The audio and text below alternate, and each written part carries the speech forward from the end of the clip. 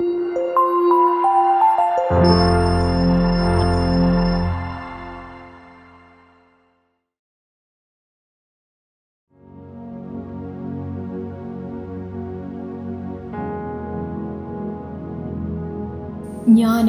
അധ്യായം 16. ജന്തുക്കളിലൂടെ ശിക്ഷ. മൃഗ ആരാധകർക്ക് അർഹിച്ച ശിക്ഷ അത്തരം ജന്തുക്കളിലൂടെ തന്നെ ലഭിച്ചു. മൃഗങ്ങളുടെ പറ്റം അവരെ പീഡിപ്പിച്ചു. സ്വജനത്തെ ശിക്ഷിക്കുന്നതിന് പകരം അങ്ങ് അവരോട് കാരുണ്യം കാണിച്ചു. അവർക്ക് വിശപ്പടക്കാൻ രുചികരമായ കാടപക്ഷികളെ നൽകി. ഭക്ഷണം കൊതിച്ച വൈരികൾക്കാകട്ടെ അരോചകമായ വിചിത്ര ജീവികളെ അയച്ചു. സ്വജനത്തിന്റെ അല്പകാലത്തെ ദാരിദ്ര്യത്തിന് ശേഷം അങ്ങ് അവർക്ക് വിശിഷ്ട ഭോജ്യങ്ങൾ നൽകി. ആ മർദ്ദകർക്ക് കഠിന ദാരിദ്ര്യം നൽകുക ആവശ്യകമായിരുന്നു. ശത്രുക്കളെ എത്രമാത്രം അങ്ങ് പീഡിപ്പിച്ചുവെന്ന് അങ്ങയുടെ ജനത്തെ ഇതുവഴി കാണിച്ചു കൊടുത്തു.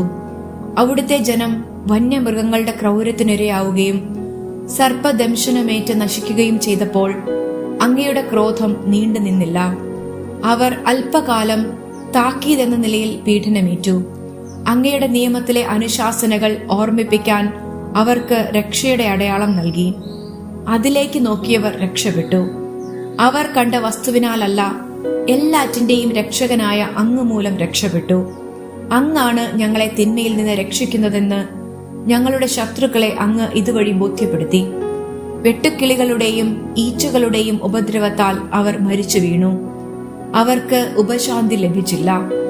ഇത്തരത്തിലുള്ള ശിക്ഷയ്ക്ക് അവർ അർഹരായിരുന്നു. അങ്ങയുടെ മക്കളെ വകവരുത്താൻ വിഷസർപ്പത്തിന്റെ പല്ലിന് കഴിഞ്ഞില്ല. അങ്ങയുടെ കാരുണ്യം രക്ഷയ്ക്കെത്തി, അവരെ സുഖപ്പെടുത്തി.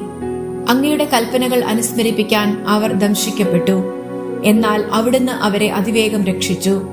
അല്ലെങ്കിൽ ആഴമുള്ള വിസ്മൃതിയിലാണ്ട് അങ്ങയുടെ കാരുണ്യം അനുഭവിക്കാൻ അവർക്ക് ഇടയാകാതെ പോകുമായിരുന്നു. കർത്താവെ, മരുന്നോ ലേപന ഔഷധമോ അല്ല, എല്ലാവരെയും സുഖപ്പെടുത്തുന്ന അങ്ങയുടെ വചനമാണ് അവരെ സുഖപ്പെടുത്തിയത്. ജീവന്റെയും മരണത്തിന്റെയും മേൽ അങ്ങേക്ക് അധികാരമുണ്ട്. മനുഷ്യരെ പാതാള കവാടത്തിലേക്ക് ഇറക്കുന്നതും അവിടെ നിന്ന് വീണ്ടെടുക്കുന്നതും അവിടുന്നാണ്. ഒരുവൻ തന്റെ ദുഷ്ടതയിൽ മറ്റൊരുവനെ വധിക്കുന്നു. എന്നാൽ വേർപെട്ടുപോയ ജീവനെ തിരികെ കൊണ്ടുവരാനോ ബന്ധിതമായ ആത്മാവിനെ മോചിപ്പിക്കാനോ അവന് കഴിവില്ല. കന്മഴയും മന്നായും അങ്ങയുടെ ശിക്ഷയിൽ നിന്ന് ഓടിയൊളിക്കാൻ ആർക്കും സാധിക്കുകയില്ല. അങ്ങയെ അറിയാൻ കൂട്ടാക്കാത്ത ധിക്കാരികൾ അങ്ങയുടെ ശക്തമായ പ്രഹരമേറ്റു. അവരെ അതിവൃഷ്ടിയും ഹിമപാതവും കൊടുങ്കാറ്റും പിന്തുടർന്നു. അഗ്നി അവരെ നിശേഷം നശിപ്പിക്കുകയും ചെയ്തു. എത്ര അവിശ്വസനീയം! എല്ലാറ്റിനെയും ശമിപ്പിക്കുന്ന ജലത്തിൽ അഗ്നി കൂടുതൽ ശക്തിയോടെ ജ്വലിച്ചു. പ്രപഞ്ചം നീതിമാന്മാർക്ക് വേണ്ടി പോരാടുമല്ലോ. അധർമ്മികൾക്കെതിരെ അയക്കപ്പെട്ട ജീവികൾ നശിക്കാതിരിക്കാനും ഇതുകണ്ട് തങ്ങളെ ദൈവത്തിന്റെ ശിക്ഷാവിധി പിന്തുടരുകയാണെന്ന് അവർ മനസ്സിലാക്കാനും വേണ്ടി ഒരു ഘട്ടത്തിൽ അഗ്നി അടങ്ങി.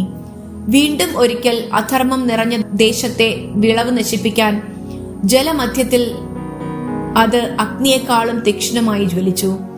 അങ്ങയുടെ ജനത്തിന് ദൈവദൂതന്മാരുടെ അപ്പം അങ്ങ് നൽകി. അവരുടെ അധ്വാനം കൂടാതെ തന്നെ ഓരോരുത്തർക്കും ആസ്വാദ്യമായ വിധം പാകപ്പെടുത്തിയ ഭക്ഷണം സ്വർഗത്തിൽ നിന്ന് അവർക്ക് അങ്ങ് നൽകി.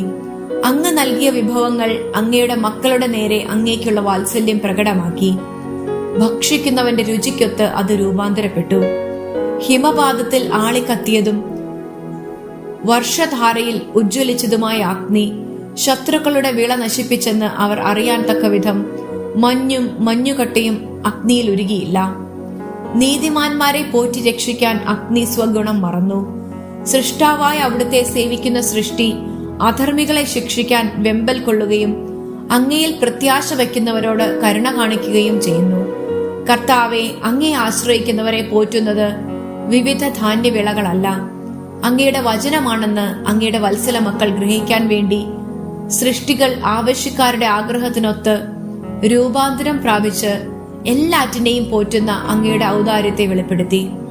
അഗ്നിയിൽ നശിക്കാത്തത് അരുണോദയത്തിൽ ഉരുകി. ഇത് മനുഷ്യൻ സൂര്യോദയത്തിന് മുൻപുണർന്ന് പുലർകാല വെളിച്ചത്തിൽ അങ്ങേക്ക് കൃതജ്ഞതയർപ്പിക്കുകയും അങ്ങയോട് പ്രാർത്ഥിക്കുകയും വേണമെന്നതിന്റെ വിജ്ഞാപനമായിരുന്നു. കൃതജ്ഞന്റെ പ്രത്യാശ ശീതകാലത്തെ മൂടൽ മഞ്ഞു പോലെ ഉരുകും, ഉപയോഗശൂന്യമായ ജലം പോലെ ഒഴുകിപ്പോകും. അധ്യായം 17. ഇരുളും വെളിച്ചവും. അങ്ങയുടെ വിധികൾ മഹത്തമവും അവർണ്യവുമാണ്. അതിനാൽ ശിക്ഷണം ലഭിക്കാത്തവർ വഴിതെറ്റിപ്പോകുന്നു. വിശുദ്ധ ജനം തങ്ങളുടെ പിടിയിൽ അമർന്നെന്ന് കരുതിയ ധിക്കാരികൾ അന്ധകാരത്തിന് അടിമകളും നീണ്ട രാത്രിയുടെ തടവുകാരുമാണ്. നിത്യപരിപാലനയിൽ നിന്ന് പുറന്തള്ളപ്പെട്ട് അവർ അവയുടെ ഉള്ളിൽ അടയ്ക്കപ്പെട്ടു. വിസ്മൃതിയുടെ ഇരുണ്ട മറയ്ക്കുള്ളിൽ തങ്ങളുടെ രഹസ്യ പാപങ്ങൾ കണ്ടുപിടിക്കപ്പെടുകയില്ലെന്ന് തെറ്റിദ്ധരിച്ച അവർ ഭയചകിതരായി ചിതറിപ്പോയി. ദുർഭൂതങ്ങൾ അവരെ ഭയാക്രാന്തരാക്കി. ഉള്ളറകളിലായിരുന്നിട്ടും അവർ ഭയവിമുക്തരായില്ല. അവർക്ക് ചുറ്റും ഭീകര ശബ്ദം മുഴങ്ങി. ഇരുണ്ട ഉഗ്രസ്വത്വങ്ങൾ അവരെ വേട്ടയാടി. അഗ്നിക്ക് പ്രകാശം പകരാൻ സാധിച്ചില്ല. നക്ഷത്രങ്ങളുടെ ദീപ്തരശ്മികൾ ആ വെറുക്കപ്പെട്ട രാത്രിയെ പ്രകാശിപ്പിച്ചില്ല. സ്വയം ജ്വലിച്ചതും ഭീകരവുമായ ഒരു അഗ്നിയന്യെ മറ്റൊന്നും അവരുടെ മേൽ പ്രകാശിപ്പിച്ചില്ല. തങ്ങൾ കാണുന്ന വസ്തുക്കൾ അദൃശ്യ വസ്തുക്കളെക്കാൾ ഭീകരമാണെന്ന് അവർക്ക് തോന്നി. അവരുടെ മാന്ത്രിക കലയുടെ വ്യാമോഹം തറപറ്റി. അവർ അഭിമാനം കൊണ്ട ആ വിദ്യ പരിഹാസ്യമായി. രോഗബാധിതമായ മനസ്സിന്റെ ഭയവും വിഭ്രാന്തിയും മാറ്റാമെന്നേറ്റവർ തന്നെ പരിഹാസ്യമായ ഭയത്തിന് അടിമപ്പെട്ടു.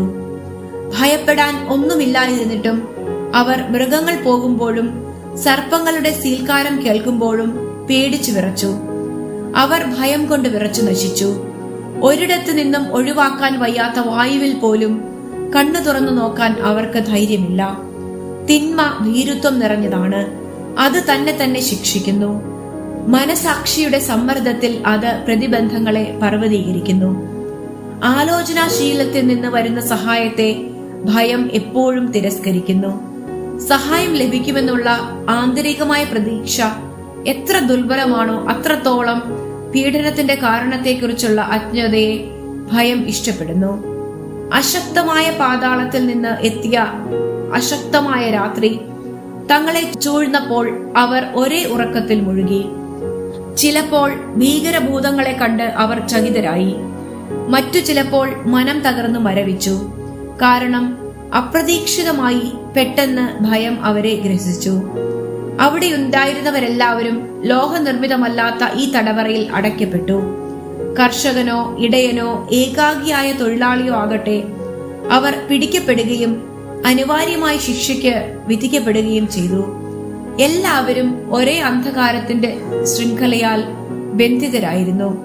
കാറ്റിന്റെ സീൽക്കാരമോ പന്തലിച്ച വൃക്ഷത്തിൽ പക്ഷികളുടെ കളകളാരവമോ പാഞ്ഞൊഴുകുന്ന ജലത്തിന്റെ താളമോ പാറകൾ പിളർക്കുന്ന പുരുഷ ശബ്ദമോ ചാടിയോടുന്ന മൃഗങ്ങളുടെ അദൃശ്യമായ ഓട്ടമോ ഹിംസ്ര മൃഗങ്ങളുടെ ഗർജനമോ പർവ്വത ഗുഹകളിൽ നിന്നുള്ള മാറ്റൊലിയോ എന്തും അവരെ ഭയം കൊണ്ട് സത്തരാക്കി. ലോകം മുഴുവൻ ഉജ്ജ്വല തേജസ്സേറ്റ് നിർവിഘ്നം ജോലിയിൽ ഏർപ്പെട്ടപ്പോൾ തങ്ങളെ ഗ്രസിക്കാൻ വിധിക്കപ്പെട്ടിരുന്ന അന്ധകാരത്തിന്റെ പ്രതീകമായ ആ കനത്ത രാത്രി അവരെ മാത്രം ഗ്രസിച്ചു. എന്നാൽ ആ അന്ധകാരത്തെക്കാൾ കനത്ത അന്ധകാരം അവർക്ക് തങ്ങളിൽ തന്നെ അനുഭവപ്പെട്ടു. അധ്യായം 18. എന്നാൽ അങ്ങയുടെ വിശുദ്ധ ജനത്തിന്റെ മേൽ വലിയ പ്രകാശമുണ്ടായിരുന്നു. ശത്രുക്കൾ അവരുടെ ശബ്ദം കേട്ടു, എന്നാൽ അവരുടെ രൂപം കണ്ടില്ല. പീഡനം ഏൽക്കാഞ്ഞതിനാൽ അവരെ സന്തുഷ്ടർ എന്ന് വിളിച്ചു. അങ്ങയുടെ വിശുദ്ധ ജനത്തോട് അവർ മുൻ ദ്രോഹങ്ങൾക്ക് പ്രതികാരം ചെയ്യാഞ്ഞതിന് നന്ദി പറഞ്ഞു. അവരോട് ശത്രുത കാട്ടിയതിന് മാപ്പു ചോദിച്ചു. അങ്ങയുടെ ജനത്തിന്റെ അനിശ്ചിത മാർഗത്തിൽ ജ്വലിക്കുന്ന അഗ്നിസ്തംഭത്താൽ അങ്ങ് വഴികാട്ടി. അവരുടെ പ്രതീക്ഷാ നിർഭരമായ കുടിയേറ്റത്തിൽ അത് അവർക്ക് പ്രശാന്ത സൂര്യനായിരുന്നു. ആരിലൂടെ ലോകമെങ്ങും നിയമത്തിന്റെ നിത്യപ്രകാശം പരത്തേണ്ടിയിരുന്നോ ആ മക്കളെ ബന്ധനസ്ഥരാക്കിയ അവരുടെ ശത്രുക്കൾക്ക് പ്രകാശം നിഷേധിക്കപ്പെടുകയും ഇരുളിന്റെ തടവറയിൽ അടയ്ക്കപ്പെടുകയും ചെയ്തത് അവർ അർഹിക്കുന്നത് തന്നെ. ആദ്യജാതന്മാരുടെ വധം. അങ്ങയുടെ വിശുദ്ധ ജനത്തിന്റെ സന്താനങ്ങളെ വധിക്കാൻ അവർ ഒരുങ്ങിയപ്പോൾ ഒരു ശിശുവിനെ അങ്ങ് രക്ഷിച്ചു. അങ്ങ് ശത്രുക്കളുടെ ഒട്ടേറെ ശിശുക്കളെ ഇല്ലായ്മ ചെയ്ത് അവരെ ശിക്ഷിച്ചു. അവരെ ഒന്നായി ഒരു മഹാപ്രളയത്തിൽ അങ്ങ് നശിപ്പിച്ചു. തങ്ങൾ വിശ്വസിച്ച വാഗ്ദാനത്തിന്റെ പൂർണ്ണ ജ്ഞാനത്തിൽ ആനന്ദിക്കാൻ ഞങ്ങളുടെ പിതാക്കന്മാർക്ക് ആ രാത്രിയെക്കുറിച്ച് അങ്ങ് മുന്നറിവ് നൽകി. നീതിമാന്മാരുടെ മോചനവും ശത്രുക്കളുടെ നാശവും അങ്ങയുടെ ജനം പ്രതീക്ഷിച്ചു. ഞങ്ങളുടെ ശത്രുക്കളെ ശിക്ഷിച്ചതുവഴി ഞങ്ങളെ സ്വന്തം ജനമായി അങ്ങ് മഹത്വപ്പെടുത്തി. സജ്ജനങ്ങളുടെ വിശുദ്ധ സന്തതികൾ രഹസ്യമായി ബലിയർപ്പിച്ചു. ഏക മനസ്സായി ദൈവിക നിയമം അനുസരിച്ചു. അങ്ങനെ അങ്ങയുടെ വിശുദ്ധർ ഭാഗ്യാഭാഗ്യങ്ങളെ ഒന്നുപോലെ സ്വീകരിച്ചു. അവർ പിതാക്കന്മാരുടെ സ്തുതികൾ പാടുകയായിരുന്നു. അവരുടെ ശത്രുക്കളുടെ രോദനത്തിന്റെ കോലാഹലം മാറ്റൊലികൊണ്ടു. സന്താനം നഷ്ടപ്പെട്ട അവരുടെ ദീനവിലാപം വിദൂരങ്ങളിലും വ്യാപിച്ചു. അടിമയും യജമാനനും ഒരേ ശിക്ഷ അനുഭവിച്ചു. രാജാവും പ്രജയും സഹിച്ചത് ഒരേ നഷ്ടം തന്നെ. എല്ലാവർക്കും ഒരുമിച്ച് ഒന്നുപോലെയുള്ള മരണം. മൃതദേഹങ്ങൾ എണ്ണിയാൽ ഒടുങ്ങുകയില്ല. അവ സംസ്കരിക്കാൻ ജീവിച്ചിരുന്നവർ മതിയായില്ല. അവരുടെ വത്സലപുത്രർ നിമിഷ നേരം കൊണ്ട് ഹതരായല്ലോ. തങ്ങളുടെ മന്ത്രവാദം കൊണ്ട് ഒന്നും വിശ്വസിക്കാതിരുന്ന അവർ തങ്ങളുടെ ആദ്യജാതരുടെ നാശം കണ്ടപ്പോൾ അങ്ങയുടെ ജനത്തെ ദൈവസുതരെന്ന് സമ്മതിച്ചു. സർവത്ര പ്രശാന്തമൂകത വ്യാപിച്ചപ്പോൾ അർദ്ധരാത്രിയായപ്പോൾ അങ്ങയുടെ ആജ്ഞയുടെ മൂർച്ചയുള്ള ഖഡ്ഗം ധരിച്ച ധീരയോദ്ധാവ് അങ്ങയുടെ സർവശക്തമായ വചനം സ്വർഗസിംഹാസനത്തിൽ നിന്ന് ആ ശാപഗ്രസ്തമായ രാജ്യത്തിന്റെ മധ്യേ വന്നു. അവൻ ഭൂമിയിൽ കാലുറപ്പിച്ച് സ്വർഗത്തോളം ഉയർന്നു നിന്ന് എല്ലാറ്റിനെയും മൃത്യുവാൽ നിറച്ചു. ഭീകര സ്വപ്നങ്ങളിൽ പ്രത്യക്ഷപ്പെട്ട രൂപങ്ങൾ അവരെ ഭയവിഹുലരാക്കി. അപ്രതീക്ഷിതമായ ഭീതികൾ അവരെ വേട്ടയാടി. അർദ്ധപ്രാണരായി അങ്ങിങ്ങ് ചിതറിക്കപ്പെട്ട അവർ തങ്ങളുടെ മരണത്തിന്റെ കാരണം വെളിപ്പെടുത്തി. പീഡനത്തിന്റെ കാരണമറിയാതെ അവർ മരിക്കാതിരിക്കാൻ അവരെ അലട്ടിയ സ്വപ്നങ്ങൾ ഇതിനെക്കുറിച്ച് മുന്നറിവ് നൽകി. നീതിമാന്മാരും മൃത്യുസ്പർശം അനുഭവിച്ചു. മരുഭൂമിയിൽ വച്ച് ജനത്തിന്റെ മേൽ മഹാമാരി പടർന്നു പിടിച്ചു. എന്നാൽ ക്രോധം നീണ്ടു നിന്നില്ല. പെട്ടെന്ന് നിഷ്കളങ്കനായ ഒരു ധീരനായകൻ അവരുടെ രക്ഷയ്ക്കെത്തി. തന്റെ ശുശ്രൂഷയുടെ പരിചയായ പ്രാർത്ഥനയും പാപപരിഹാരത്തിന്റെ ധൂപാർച്ചനയും കയ്യിലെടുത്ത് അങ്ങയുടെ കോപം ശമിപ്പിക്കുകയും വിനാശത്തിന് അറുതി വരുത്തുകയും ചെയ്ത് താൻ അങ്ങയുടെ ദാസനെന്ന് തെളിയിച്ചു. അവൻ ക്രോധത്തെ ശമിപ്പിച്ചത് കായബലത്താലോ ആയുധ ശക്തിയാലോ അല്ല, ഞങ്ങളുടെ പിതാക്കന്മാർക്ക് നൽകിയ വാഗ്ദാനവും ഉടമ്പടിയും അനുസ്മരിപ്പിച്ച് അവൻ ശിക്ഷകനെ ശാന്തനാക്കി. മൃതദേഹങ്ങൾ ഒന്നിനുമേൽ ഒന്നായി കുന്നുകൂടിയപ്പോൾ അവൻ ഇടപെട്ട് ക്രോധത്തെ ജീവിക്കുന്നവരിലേക്ക് കടക്കാതെ തടഞ്ഞു. അവൻ അണിഞ്ഞിരുന്ന മേലങ്കിയിൽ ലോകത്തെ മുഴുവൻ ചിത്രണം ചെയ്തിരുന്നു. 4 രത്നനിരകളിലും പിതാക്കന്മാരുടെ മഹിമകളും കിരീടത്തിൽ അങ്ങയുടെ മഹത്വവും ആലേഖനം ചെയ്തിരുന്നു. വിനാശകൻ ഇത് കണ്ട് ഭയന്ന് പിൻവാങ്ങി. ശിക്ഷയുടെ രുചി അറിഞ്ഞതുകൊണ്ട് തന്നെ മതിയായി. അധ്യായം 19. ചെങ്കടലിലൂടെ. അധർമ്മികൾ അങ്ങയുടെ ജനത്തെ തിടുക്കത്തിൽ വിട്ടയച്ചെങ്കിലും മനം മാറി അനുധാവനം ചെയ്യുമെന്ന് അങ്ങ് മുൻകൂട്ടി കണ്ടിരുന്നതിനാൽ നിർദ്ദയമായ കോപം അവസാനം വരെ അവരുടെ മേൽ ആഞ്ഞടിച്ചു.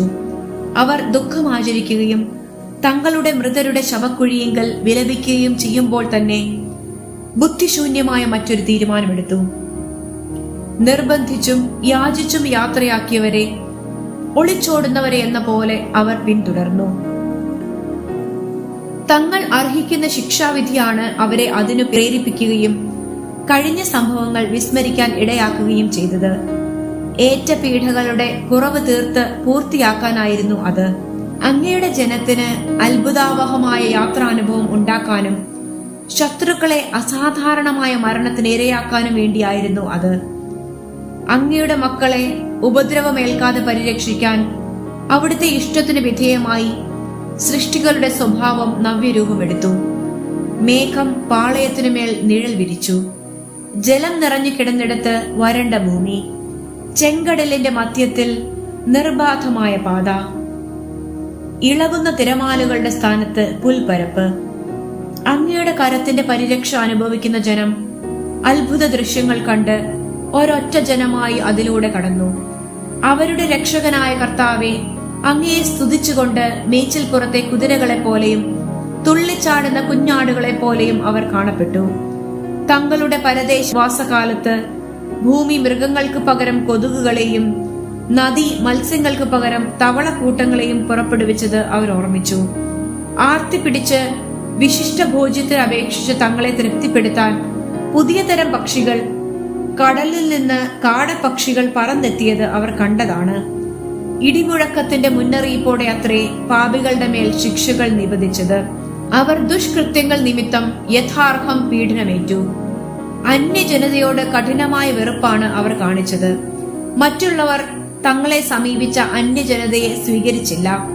എന്നാൽ ഇവരാകട്ടെ തങ്ങൾക്ക് ഉപകാരം ചെയ്ത അതിഥികളെ അടിമകളാക്കി. അതുമാത്രമല്ല, അന്യജനതയുടെ നേരെ ശത്രുതാ മനോഭാവം കാണിച്ച ആദ്യ കൂട്ടർക്കും ശിക്ഷ ലഭിക്കും. രണ്ടാമത്തെ കൂട്ടർ അതിഥികളെ സ്വാഗതം ചെയ്ത് തങ്ങൾക്കൊപ്പം അവകാശം അനുഭവിച്ച അവരെ കഠോരമായി പീഡിപ്പിച്ചു. ധർമ്മിഷ്ഠന്റെ വാതിൽക്കൽ നിന്നവരെ പോലെ അവർ കടന്നുപോകാൻ വഴി കാണാതെ കൂരിരുളിൽ തപ്പിത്തടഞ്ഞു. വീണയിൽ സ്വരസ്ഥാന ഭേദം അനുസരിച്ച് താളം മാറുന്നെങ്കിലും രാഗം മാറാത്തതുപോലെ മൂലവസ്തുക്കൾ പരസ്പരം മാറി. സംഭവിച്ചത് കാണുമ്പോൾ ഇത് വ്യക്തമാകും. കരയിലെ ജീവികൾ ജലജീവികളായി. ജലത്തിൽ നീന്തി നടന്നവ കരയിൽ വിഹരിച്ചു.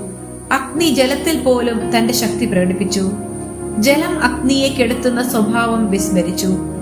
മറിച്ച് അഗ്നിജ്വാല അതിൽ പതിക്കുന്ന ജീവികളുടെ നശ്വര ശരീരം ദഹിപ്പിച്ചില്ല. നിഷ്പ്രയാസം ഉരുകുന്ന സ്ഫടിക സദൃശ്യമായ സ്വർഗീയ ഭോജനത്തെ ഒരുക്കിയില്ല. കർത്താവെ, സ്വജനത്തെ അങ്ങ് എല്ലാറ്റിലും ഉയർത്തുകയും മഹത്വപ്പെടുത്തുകയും ചെയ്തു. എന്നും എവിടെയും അവരെ തുണയ്ക്കാൻ അങ്ങ് മടി കാണിച്ചില്ല.